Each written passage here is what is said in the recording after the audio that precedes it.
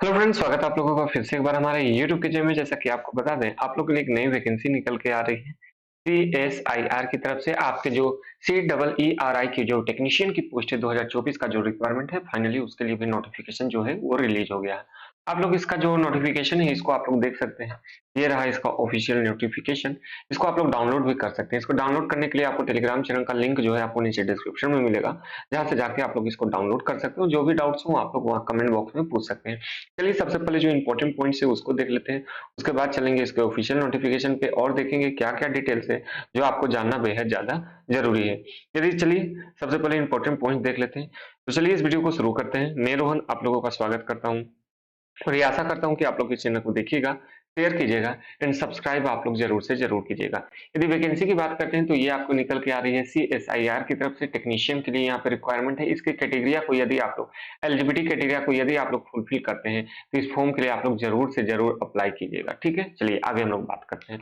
यदि हम लोग बात करते हैं इंपॉर्टेंट डेट्स के लिए तो 23/2 से यह फॉर्म फिल अप होना स्टार्ट हो चुका है। आप लोग देख सकते हैं 23/2 से यह फॉर्म फिल अप होना स्टार्ट हो चुका है और इसे आप लोग अप्लाई कर सकते हैं 28 तारीख तक। ठीक है? 28/3 यानी 28 मार्च तक ही अप्लाई कर सकेंगे।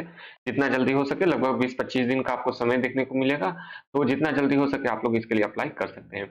यदि मिनिमम एज की बात करते हैं तो 18 वर्ष है, मैक्सिमम यहाँ पे आपका 28 वर्ष एज होने वाला है। बात करते हैं फी के लिए। जो जनरल से है, ओबीसी है, ईडब्ल्यूएस से 100 रुपए लगेंगे। वहीं एससी एसटी या दिव्यांग या महिलाएं 1 भी रुपए देने की जरूरत नहीं है।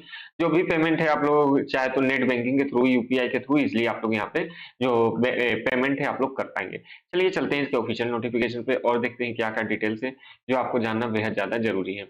इस नोटिफिकेशन को आप लोग डाउनलोड कर लीजिएगा। डाउनलोड करने के लिए जो लिंक है आपको नीचे डिस्क्रिप्शन में मिलेगा, जहां से आप लोग जाके इसको डाउनलोड कर सकते हैं। टेलीग्राम चैनल का लिंक आपको नीचे डिस्क्रिप्शन में मिलेगा, जिसका नाम है एग्जाम एंड बुक्स। आप लोग वहां पे जाके ज्वाइन भी हो जाइएगा और चैनल को सब्सक्राइब भी कर लीजिएगा। चलिए बात करते हैं टेक्नीशियन के लिए। तो यहाँ पे लगभग यहाँ पे 28 पोस्ट आपको देखने को मिलेगी। जो सैलरी है आपका 19,000 से लेकर 63,000 के बीच में रहने वाला है। लेवल 2 का है और यहाँ पे एक इन सब के अलावा एक्स्ट्रा अलाउंसेस भी देखने को मिलता है, जिसमें अलाउंसेस भी आते हैं जिससे ये आपकी सैलरी बढ़ने वाली है। चलिए टोटल इन्वॉल्वमेंट की बात करते हैं तो लगभग 27,000 के आसपास मिलने वाली है। जो एज है आपका लगभग यहाँ पे 28 वर्ष होने वाला है। ठीक है? चलिए और ऑल्सो एक्सटेंशन आगे हम लोग बात करते हैं कि आपका जिन्हें भी एजुकेशन क्वालिफिकेशन की बात कर लेते हैं। यदि हम लोग टेक्नीशियन बात करते हैं तो देखिए इसको फॉर्म के लिए मैं आपको बता देता हूँ। सभी के लिए एक ही क्राइटेरिया है, जिस भी कैटेगरी से हैं। ठीक है? मान लीजिए ये पोस्ट है इलेक्ट्रीशियन के लिए, तो यदि आपने आईटीआई किया हुआ है, ठीक है? आईटीआई यदि आपने किया हुआ है तो आप लोग इस फॉर्म को अप्लाई कर सकते हैं। ठीक है? ये 10 आपका पास आउट होना चाहिए 55% मार्क्स के साथ। ठीक है? और साथ ही साथ में आपका आईटीआई होना चाहिए। बस इतना आप लोग क्वालिफाई करते हैं, आप लोग इजिली इस फॉर्म को अप्लाई कर सकेंगे। आईटीआई उसी ट्रेड में होना चाहिए। जैसे इलेक्ट्रीशियन है तो इलेक्ट्रीशियन में आपका यहाँ पे ट्रेड होना चाहिए। उसी के बात करते हैं यहाँ इलेक्ट्रॉनिक्स मैकेनिक्स का है तो यहाँ पर भी आपका जो आईटीआई है ये इसी डिपार्टमेंट पे इसी ट्रेड से आपका होना चाहिए। यहाँ वैकेंसी भी बता दिया गया है, यही वैकेंसी आपके होना चाहिए। ठीक है? और यहाँ पे जो आपका रिक्वायरमेंट क्या है, जो आपको वहाँ काम करना होगा, वो भी यहाँ पे नीचे आपको बता दिया गया है, तो आप लोग इसको भी पढ़ लीजिएगा। ठीक है? बात करते हैं यहाँ पे रेफ्रिजरेटर एंड एयर कंडीशनिंग में यदि आपने किया हुआ है आईटीआई तो आप लोग अप्लाई कर सकते हैं, 10th तो आप लोग पास होंगे। ठीक है? चलिए, आगे हम लोग बात करते हैं कि आखिर आपके एग्जामिनेशन में क्या-क्या होने वाला है, मोड ऑफ एग्जामिनेशन क्या होने वाला है। यदि हम लोग मोड ऑफ एग्जामिनेशन की बात करते हैं तो 3 पेपर्स आपके होने वाले हैं, paper 1, paper 2 and paper 3। Paper 2 and 3 will be evaluated for the candidate who scored the minimum threshold in the determined यहाँ part 1 in paper 1. The final merit list will be prepared on the marks obtained by the paper 2 and paper 3. Paper 2 और paper 3 के आधार पे ही आपका यहाँ पे जो merit list है वो आपका तैयार होने वाला है। चलिए आगे हम लोग बात करते हैं। सभी क्वेश्चंस आपके ओएमआर होंगे, चाहे तो आपको कंप्यूटर बेस्ड टेस्ट देखने को मिलेगा या फिर आपको ओएमआर सीट पे एग्जामिनेशन देखने को मिलेगा। ज्यादा चांसेस है कि आपका ऑनलाइन ही एग्जामिनेशन होगा। यदि मीडियम बात करते हैं तो आपको क्वेश्चन हिंदी एंड इंग्लिश दोनों ही लैंग्वेज में देखने को मिलेंगे। यदि इंग्लिश का पेपर होगा तो आपको इंग्लिश में ही देखने को मिलने वाला है।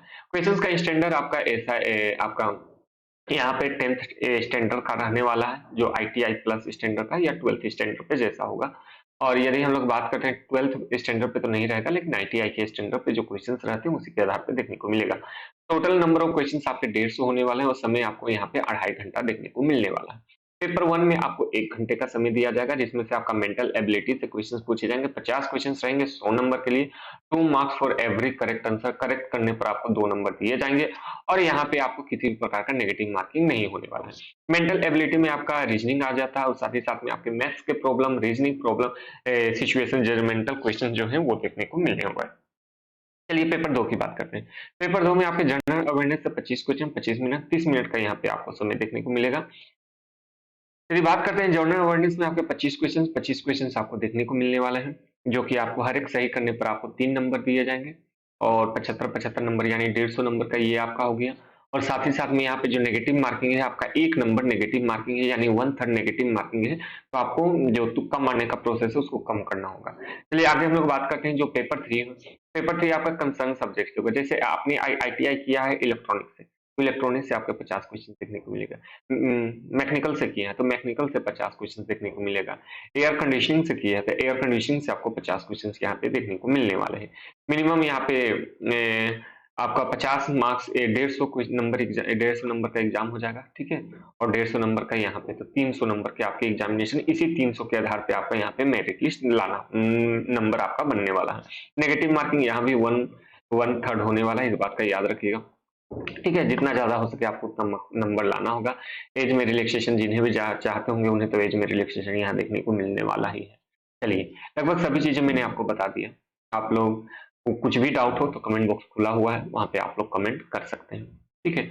आपके यदि हम लोग बात करते हैं डॉक्यूमेंट वेरिफिकेशन की क्या-क्या ज़रूरतें होंगी, तो 10th का आपका मार्कशीट होना चाहिए और 10th का आपका सर्टिफिकेट एंड मार्कशीट दोनों आपका यहाँ पे होना चाहिए, ठीक है? उसी के साथ-साथ बात करते हैं यहाँ पे यदि आपने ग्रेजुएशन किया है तो उसका चाहिए होगा, नहीं तो इसी बेसिस पे तो आपका हो जाने वाला है, ठीक है? आईटीआई का आपके पास सर्टिफिकेट चाहिए बस। यदि आप ओबीसी से भर रहे हैं या किसी कैटेगरी से भर रहे हैं तो उसका आपके पास सर्टिफिकेट होना चाहिए और यदि आपने पीडब्ल्यूडी है तो उसका सर्टिफिकेट आपके पास होना चाहिए। चलिए, लगभग सभी चीज़ें मैंने बता दिया, फिर भी आपके मन में किसी भी प्रकार का डाउट हो तो कमेंट बॉक्स खुला हुआ है, वहाँ आप लोग कमेंट कर सकते हैं। चलिए अब इस वीडियो को समाप्त करते हैं। आज के लिए इतना ही। Thank you for watching and please subscribe our channel.